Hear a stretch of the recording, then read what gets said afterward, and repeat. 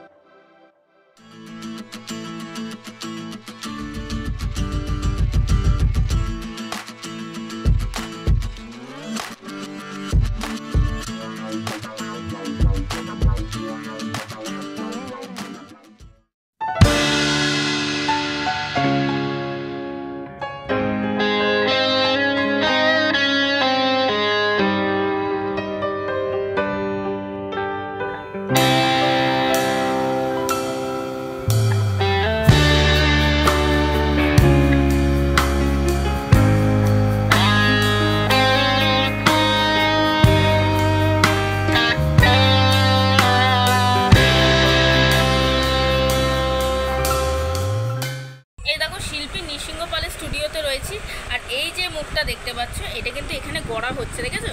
এই হচ্ছে গড়া হচ্ছে, আস্তে আস্তে আরও ফিনিশিং হবে। আর এই যে মুখটা দেখতে পাচ্ছ, এই মুখটা কিন্তু ঠিক এই যে এইটা, ঠিক আছে, আস্তে আস্তে একটা স্ট্রাকচারে নিয়ে আসছে। আমার যত স্টিল করছে, ঠিক আছে, এটা গড়া হচ্ছে।